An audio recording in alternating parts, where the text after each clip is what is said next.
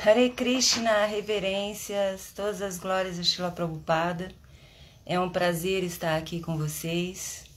Tivemos uns probleminhas aqui de internet, mas parece que agora conseguimos resolver, graças a Krishna. E hoje nós estamos aqui, meu nome é Rukmini Devidasi. Eu moro aqui na Ecovila Govardhana, em Santa Isabel, São Paulo. E é um prazer estar aqui. Eu não lembrava, mas o Paravioma me falou que eu já dei uma aula aqui em 2022. E estamos aqui para estudarmos mais alguns versos, na verdade, do Srimad Bhagavatam, o Purana Imaculado dos Vedas, a encarnação literária de Krishna. E é um prazer estar com vocês. Espero que a gente possa ter um bom estudo com a graça de Krishna e de Srila Prabhupada. Então, nós vamos ler hoje do capítulo 13, os versos de 5 a 8. Esse capítulo é intitulado O Aparecimento do Senhor Varaha. Mas esse início de capítulo é a conversa que Shukadeva Goswami está tendo com Maharaj Parikshit, em que ele narra o encontro de Maitreya e Vidura. Então, vamos lá, né? Eu vou ler os versos e não vou ler a tradução palavra por palavra, já que são 4 versos que a gente vai ler hoje, tá? Olá, Marcelo, muito bom que você esteja aqui, muito obrigada. E vamos tentar que a internet nos ajude, né? Porque está dizendo aqui que ela está lenta. Então vamos lá. Om Namo Bhagavate Vasudevaya. Om Namo Bhagavate Vasudevaya. Om Namo Bhagavate Vasudevaya. Então, vamos lá. Verso 5. Shri Shuka Vacha iti bruvanam viduram vinitam sahasra strishnash charanupadanam prahistaroma bhagavatgatayam praniyamanu munir abhyachasta. Tradução e significados dados por sua divina graça Srila Prabhupada. Jai Srila Prabhupada. Shri Shukadeva Goswami disse: a personalidade de Deus, Shri Krishna, sentiu prazer em colocar seus pés de lótus sobre o colo de Vidura, porque Vidura era muito manso e amável. O sábio Maitreya estava muito satisfeito com as palavras de Vidura e, influenciando-se por seu estado de espírito, tentou falar. Significado: a palavra Sahasra Shitrishnaha é muito significativa. Aquele que tem diversas energias e atividades e um cérebro maravilhoso é conhecido como Sahasra Shitrishnaha. Esta qualificação é aplicável somente Shri Krishna e a ninguém mais. A personalidade de Deus às vezes sentia prazer em jantar com Vidura em sua casa, e enquanto descansava, ele colocava seus pés de lótus sobre o colo de Vidura. Maitreya inspirou-se com o pensamento da maravilhosa fortuna de Vidura. Os pelos de seu corpo arrepiaram-se e ele teve prazer em narrar os tópicos da personalidade de Deus com grande deleite. Verso 6. Maitreya Vacha Yada Swabharyaya Sardam Jata Swayambhuvu Manuha Pranjali Pranatas-chedam Vedagarbam Abshata. O sábio Maitreya disse a Vidura: após seu aparecimento, Manu, o pai da humanidade, juntamente com sua esposa, dirigiu-se assim ao reservatório da sabedoria védica, Brahma, com reverências e mãos postas. Verso 7. Tuam eka sarva bhutanam jamakrit vrittida pita tatapina prajanam te shurusha kenavabhave. Vós sois o Pai de todas as entidades vivas e a fonte de sua subsistência, porque elas nascem de vós. Por favor, mostrai-nos como devemos fazer para prestar-vos serviço. Significado: o dever do filho é não somente fazer do Pai a fonte de suprimento para todas as suas necessidades, mas também, quando está crescido, prestar-lhe serviço. Essa é a lei da criação, vigente desde o tempo de Brahma. O dever do pai é criar o filho até que ele esteja crescido, e quando seu filho esteja crescido, tem o dever de prestar serviço ao pai. Verso 8.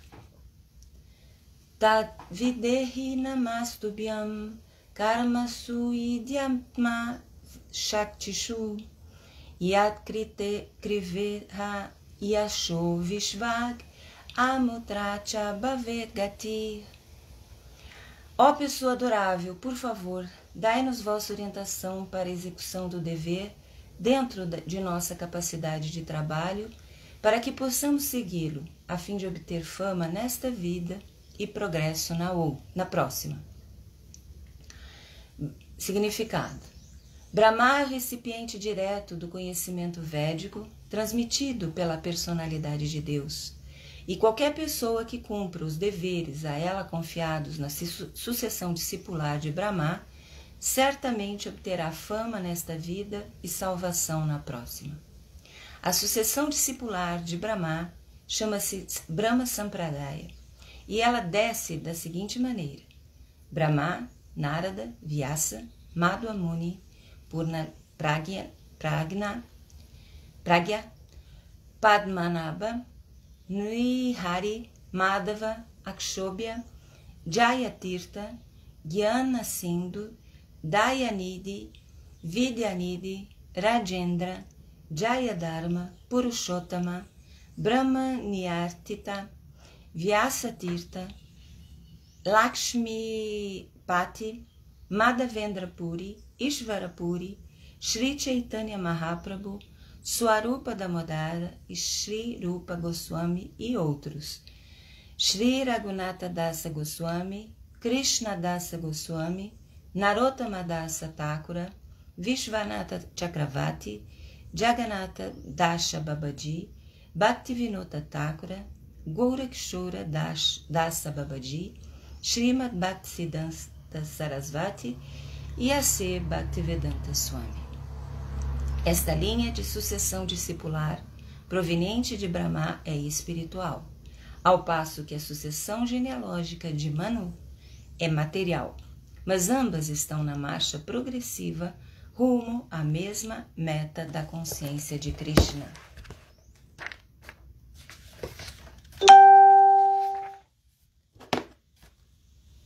Om Gyana Timirandasya Ganagana Shalakaya Chakshuru Militanya Tasmai Shri Gurave Namaha. Namah Vishnu Padaya Krishna Prestaya Bhutale Shemate Chandramukha Swami Tinamine. Namah Vishnu Padaya Krishna Prestaya Bhutale Shemate Bhakti Vedanta Swami Itinamine.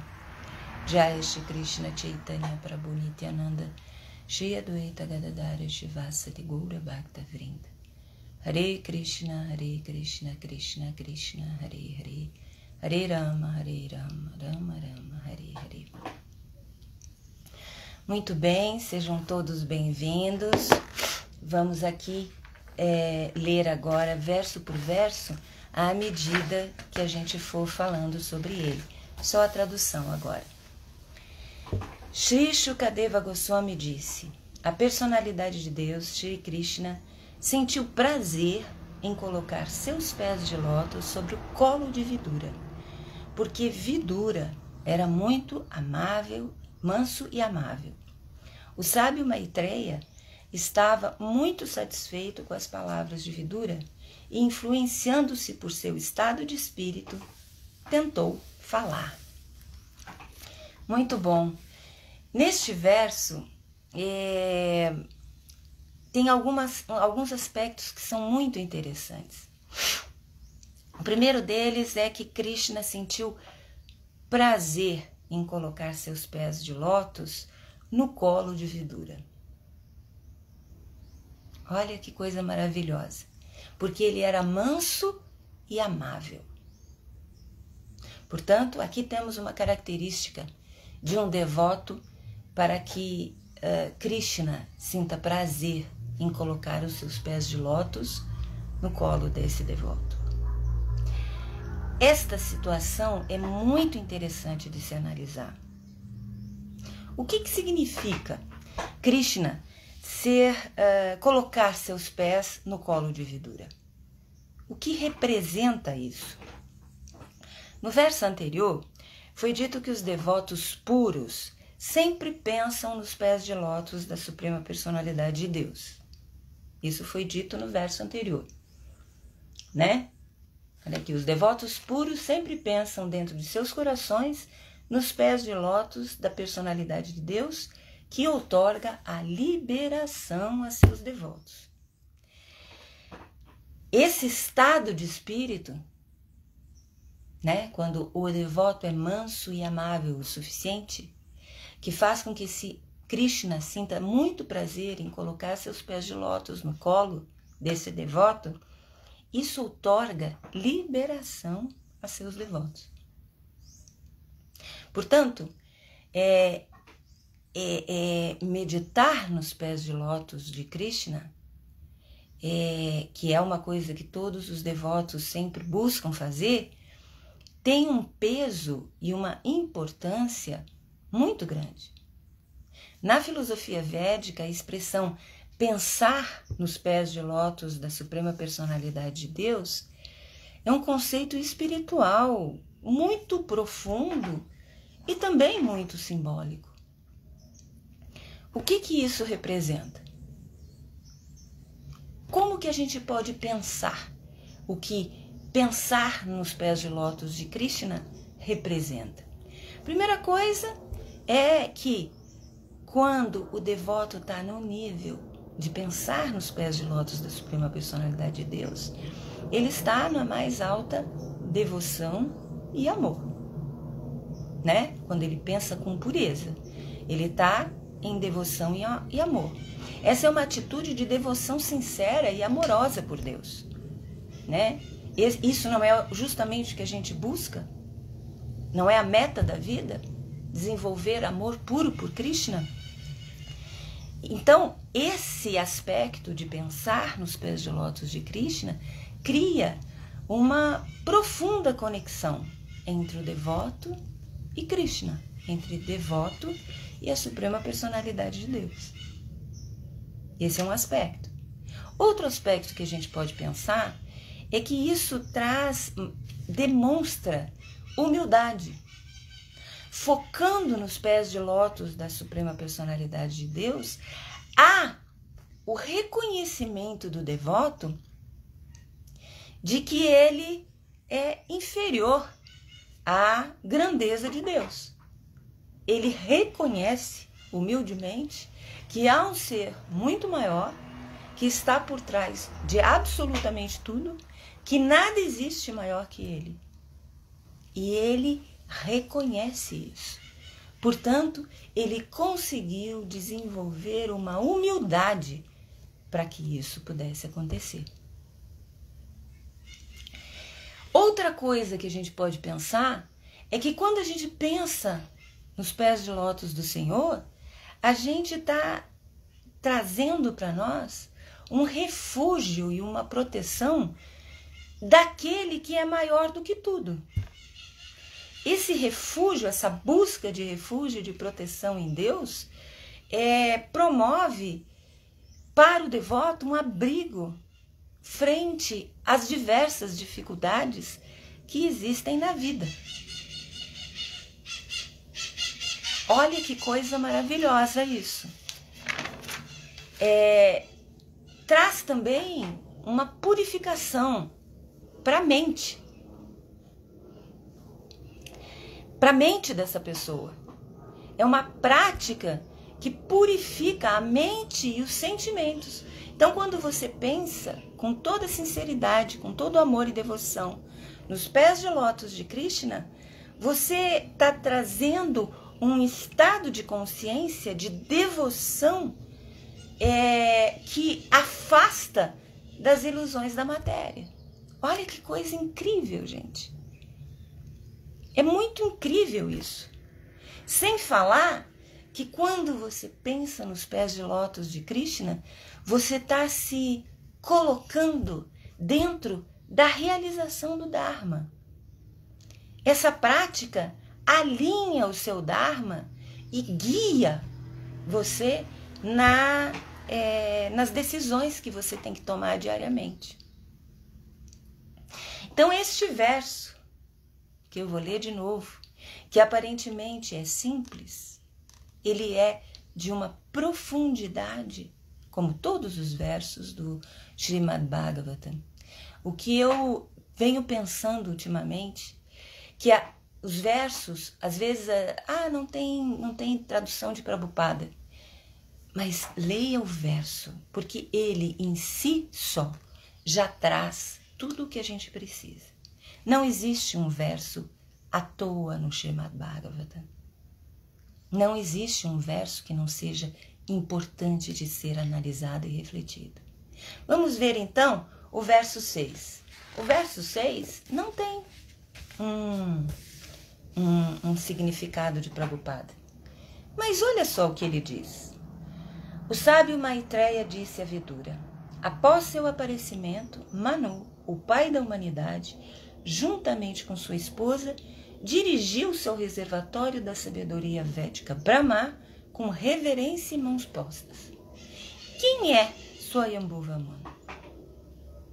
Swayambhuva Manu é o pai, é o progenitor da humanidade. Dele vieram todas as linhagens e civilizações. E ele é filho do Senhor Brahma.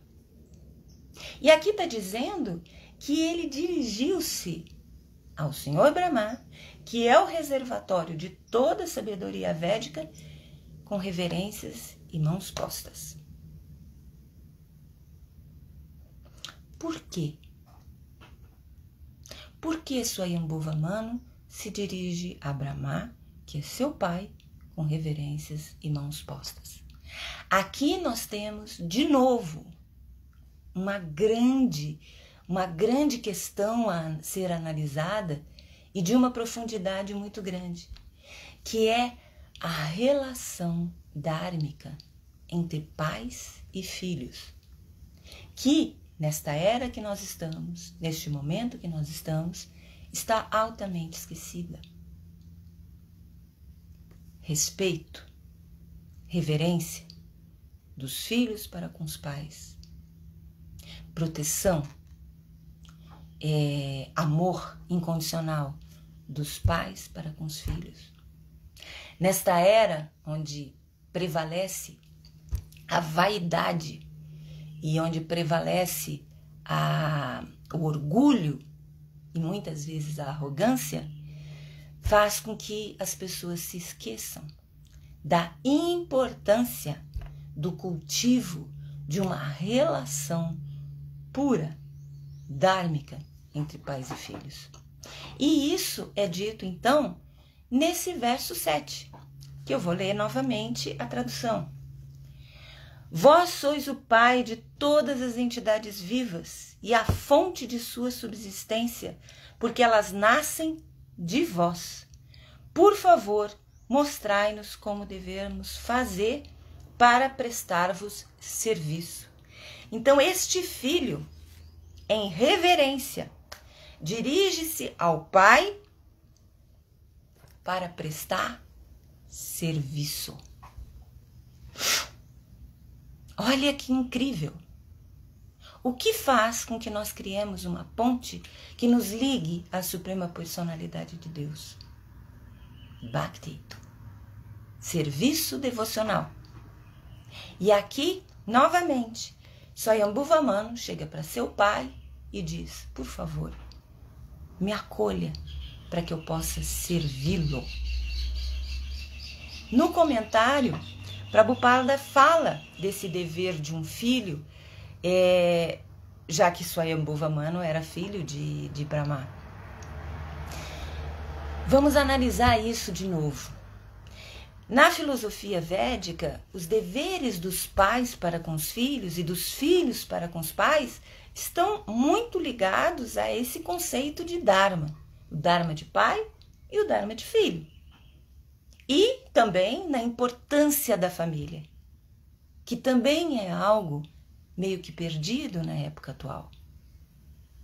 Então, quando nós temos a encarnação literária de Krishna nos dizendo: olha só, isso é um erro, isso é um erro. Nós não podemos nos deixar levar por este mundo caótico, por essa ilusão material. Nós temos que trabalhar em nós o orgulho, a vaidade, a falta de humildade, o desamor. Quantos filhos que não reconhecem os pais, não reconhecem o que os pais fizeram? Quantos pais que abandonam seus filhos, deixando eles sem nenhum amparo, sem nenhuma proteção? Na filosofia védica, existem algumas colocações que são importantes. Quais são esses deveres dármicos, por exemplo, dos pais? Os pais têm que dar educação para os seus filhos, preparando eles para a vida e para a prática do Dharma também. Porque se os pais não dão aos filhos as diretrizes, o caminho, os filhos não vão saber que eles também têm que seguir o seu Dharma. Então, é muito importante que os pais deem aos filhos a prática do Dharma. É muito importante também que os pais garantam a esses filhos o bem-estar físico, o bem-estar emocional dessas crianças. Muitas vezes, quantas vezes eu tive no meu consultório, mães que preferiam simplesmente pagar um psicólogo para que eles fizessem como é que eu vou dizer? Um milagre, enquanto elas próprias estavam preocupadas muito mais com elas, com a aparência delas, com a aparência frente a uma sociedade, de uma forma muitas vezes corrupta. E pais também. Quantas vezes? Vocês não têm ideia. Quantas vezes eu vi pais vaidosos, preocupados muito mais com eles do que com qualquer outra coisa. Preocupados muito mais em ter coisas. E aí enchiam as crianças de presentes sem se preocuparem com o bem-estar emocional dessas crianças. Também darem instrução espiritual a essas crianças. As pessoas estão vivendo sem Krishna. Isso é muito sério. Isso é muito triste. As pessoas estão vivendo sem Deus. E aí, quando elas estão frente às tristezas da vida, às dificuldades da vida, o que acontece com essas pessoas? Depressão, ansiedade, síndrome do pânico. É isso que acontece com essas pessoas. Dá proteção a esse filho para que ele tenha todas essas coisas, um ambiente garantido, para que ele não cresça dentro de um medo que o impede. O medo não é problema. O problema é quando o medo é impeditivo. Impeditivo da pessoa vivenciar a vida, fazer o que precisa ser feito. Porque um certo grau de medo é preservativo da vida, preserva a vida. Dar amor e apoio. Esse é o Dharma do pai. Esse é o Dharma dos pais. De um pai e de uma mãe. E os filhos? Um filho criado num ambiente de proteção, nesse ambiente de educação, nesse ambiente onde suas emoções são vistas, onde suas dificuldades são enxergadas com paciência, com calma, esses filhos desenvolvem por esses pais como é que eu vou dizer?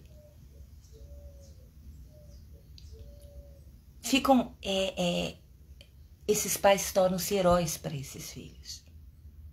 Esses filhos enxergam esses pais de uma forma que o que eles dizem tem peso. Como psicopedagoga, tem uma frase que eu sempre digo: eu aprendo com aquele que eu dou a autoridade de me ensinar. Quando os pais conseguem ser dármicos, os filhos dão autoridade a esses pais. E agindo dessa maneira, eles desenvolvem respeito e obediência. Eles desenvolvem gratidão. As crianças estão cada vez mais ingratas. É triste pensar nisso. As crianças ganham alguma coisa, principalmente material, e às vezes nem brincam, porque queriam outra coisa. E quando brincam, é com desleixo. Vocês já pensaram nisso? Os filhos, quando desenvolvem esse tipo de relação, desenvolvem a capacidade de perpetuar a família, de enxergar a família como algo importante, como um pouso, como algo seguro. E também honram os seus ancestrais. Honrar a tradição familiar é o Dharma do filho.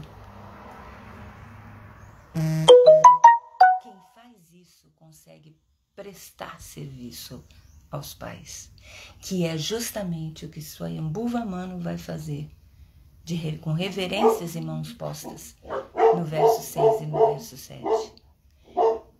Por favor, eu estou aqui para servi-lo.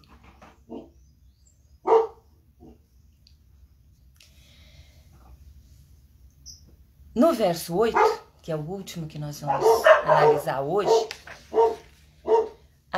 ó pessoa adorável, por favor, dai-nos vossa orientação para a execução do dever dentro de nossa capacidade de trabalho, para que possamos segui-lo a fim de obter fama nesta vida e progresso na próxima.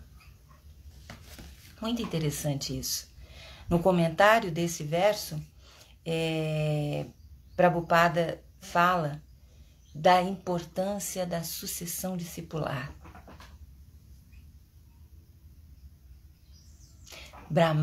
Swayambhuva Manu pede neste verso a Brahma que dê orientação a ele, para que ele possa executar o serviço da forma mais incrível, e que isto traria para ele fama nesta vida e progresso na próxima.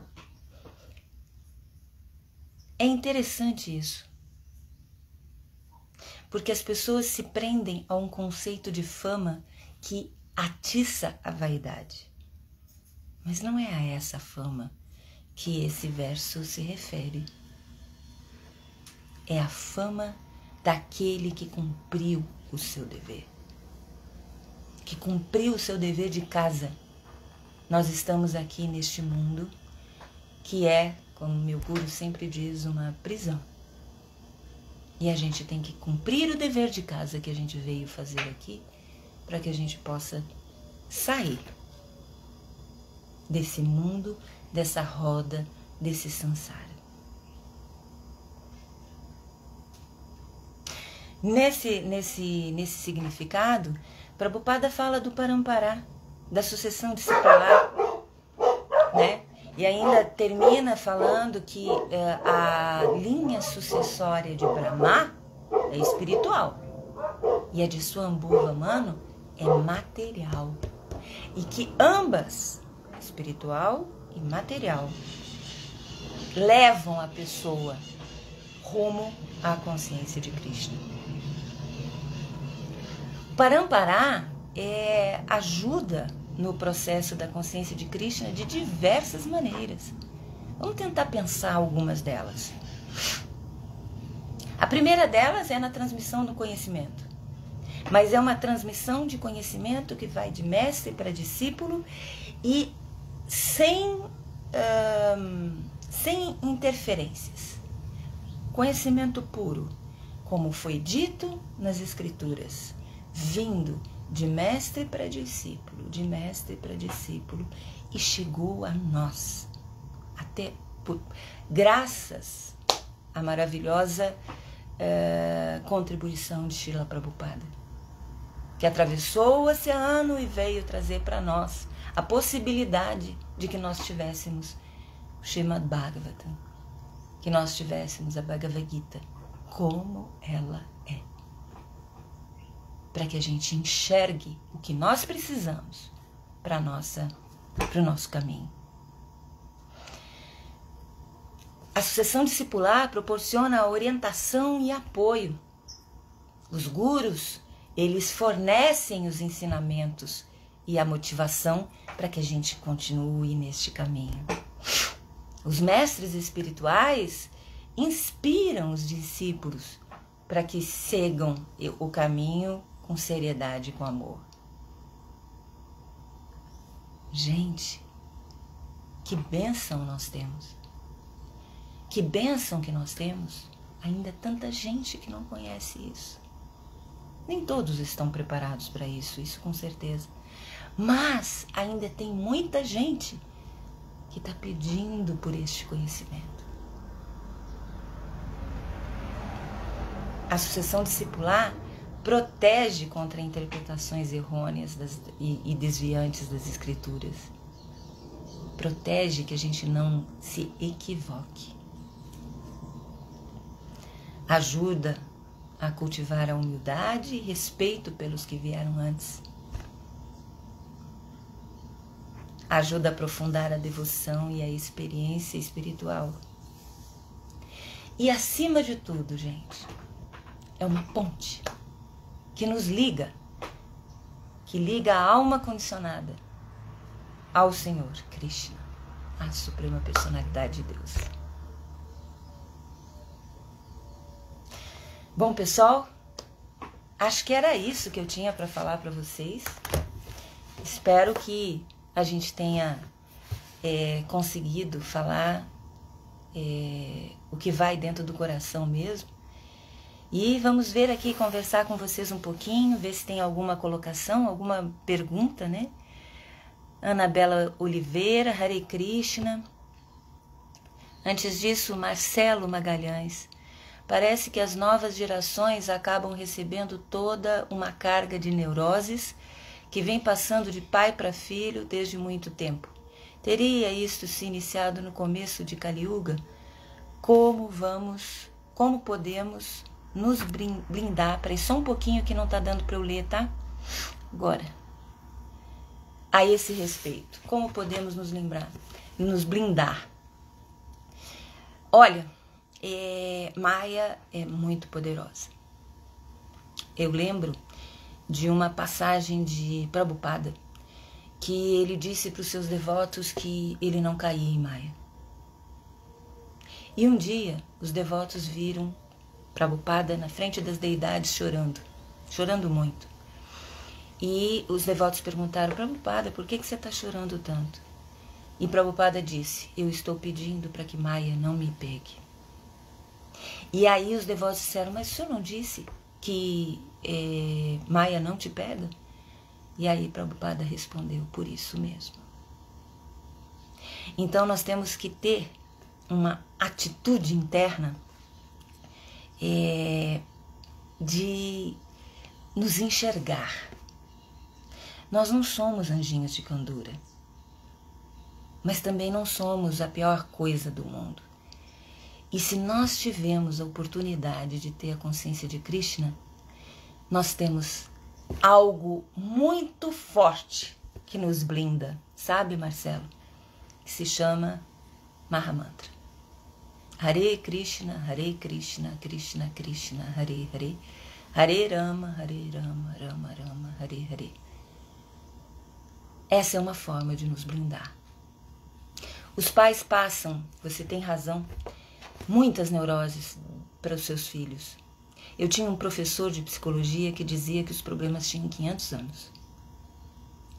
Eles não eram de agora. Eles não eram desta vida. Esse era um professor que eu tinha que era espírita, que acreditava em reencarnação. E ele sempre dizia, os problemas não têm 500 anos, eles são muito grandes. Mas teria se iniciado em Kali Yuga. Eu acho que em Kali Yuga se aprofundou. Se aprofundou. Quando o Dharma foi se perdendo, né? Mas nós temos uma outra grande coisa que Krishna disse, que sempre que a religiosidade acontece, ele desce ao mundo. E nós temos Senhor Chaitanya, Sri Chaitanya Mahaprabhu, que veio há 500 anos, agora, há pouco tempo, e que instituiu 10 mil anos de era dourada dentro de Kali Yuga. Nós estamos com a oportunidade.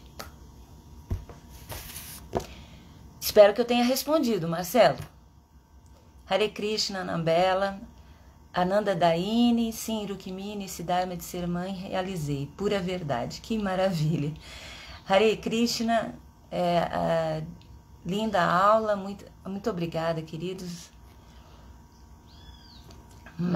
Vipin Bardwaj, Hare Krishna, reverência. Oh, meu querido amigo Padre Sérgio, Sanatana Dharma.